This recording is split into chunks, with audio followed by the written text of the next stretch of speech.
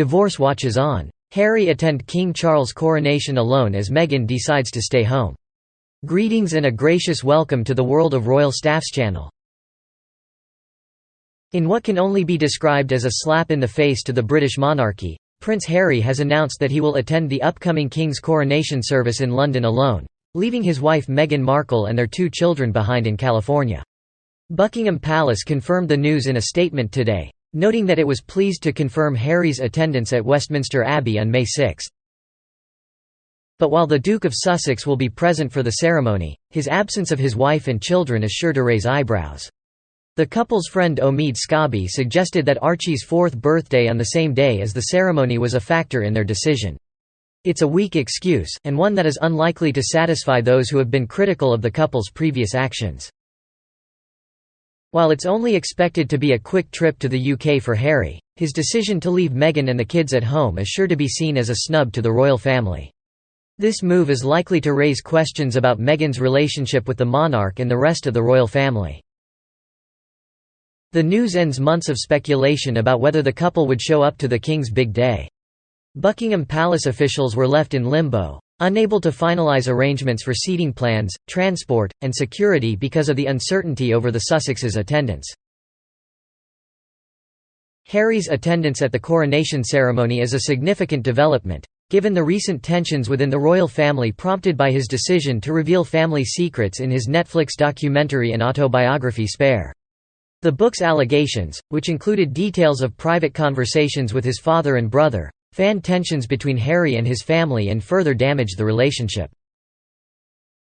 Charles will be crowned in a ceremony full of pomp, pageantry, and traditions that date back 1,000 years, following the 70-year reign of his mother, Queen Elizabeth II, who died last September. Harry's attendance alone means that there will be fewer awkward photographs of him and the rest of the family. It remains to be seen what effect Harry's attendance at the coronation ceremony will have on his relationship with the rest of the family. However, one thing is for sure: the decision to leave Meghan and the children at home is unlikely to be forgotten anytime soon. In an interview earlier this year, Harry was asked if he would attend the coronation if given an invitation, to which he replied, "There's a lot that can happen between now and then. But the door is always open." Many assumed that this was just a diplomatic answer, given the strained relationship between Harry and the royal family. But now, it seems that Harry will indeed be attending the event, albeit without his wife Meghan. According to royal commentator Richard Fitzwilliams, Meghan will be with their son Archie on his 4th birthday, which falls on the same day as the coronation. Fitzwilliams added that this was probably an ideal compromise. However, not everyone is happy about Harry's decision to attend the coronation. For months, royal commentators had hoped for a reconciliation between Harry and his family, but that now seems highly unlikely. Witchell, a BBC royal correspondent, said that the Sussexes are unpredictable and their attacks on the royal family have been extremely damaging, especially among the younger generation. He went on to say that the couple should find constructive roles to employ their talents. Despite Harry's attendance, it's unlikely that he will have a significant role in the ceremony or appear on the balcony with the other royals. He may only appear in the procession after the ceremony. However, it would have been impossible for the Sussexes to not be represented at this unique event and expect to be taken seriously as members of the royal family in the future. Harry's attendance at the coronation will mark the first time he has appeared in public with his family since he published his Tell-All book, which was highly critical of his father Charles, his brother William, and the royal family as a whole. In the book, Harry accused William of physically attacking him and criticized Charles' parenting. Despite the controversy, Harry will be present to see his father crowned. This may be a moment of reconciliation, but it's clear that there is a strong sense of betrayal within the family towards Harry. In January, when asked if he would attend the ceremony if invited, Harry responded vaguely, saying that there's a lot that can happen between now and then. But now, it seems that he has made up his mind to attend. Royal commentator Richard Fitzwilliams expressed his disappointment with Harry and Meghan, saying that their constant attacks on the royal family have been extremely damaging, particularly among young people. He added that the couple should find constructive roles to employ their talents. BBC royal correspondent Nicholas Witchell also commented on the news, pointing out that Harry hasn't seen his father, Prince Charles, or his brother, Prince William, since the Queen's state funeral last September. Witchell described a strong sense of betrayal within the family towards Harry, but noted that this might be a moment of reconciliation. Harry's attendance will mark his first public appearance with the rest of the royal family since he lambasted them in his memoirs. In the book, Harry criticized Charles' parenting, accused William of physically attacking him, and claimed that the king was jealous of Meghan and Kate. Harry's accusations were seen as particularly damaging to his relationship with William, who is a future king. The couple's interviews with Oprah Winfrey and their Netflix documentary have further strained their ties with the monarchy. It remains unclear what role Harry will play in the coronation ceremony or if he will appear on the palace balcony with the royal family after the event.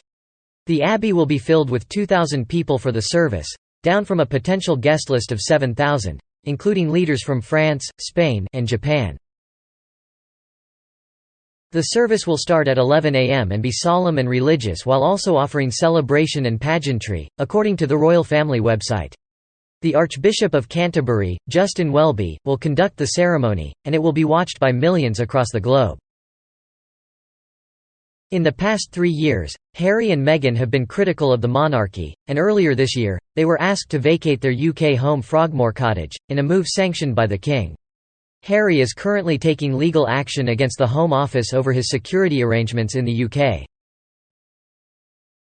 It appears that Prince Harry won't be taking part in the coronation procession, nor will he join the senior royals on the balcony of Buckingham Palace. What a shame. The only one who will be kneeling and paying homage to the king is Prince William. The rest of the royal dukes can take a hike.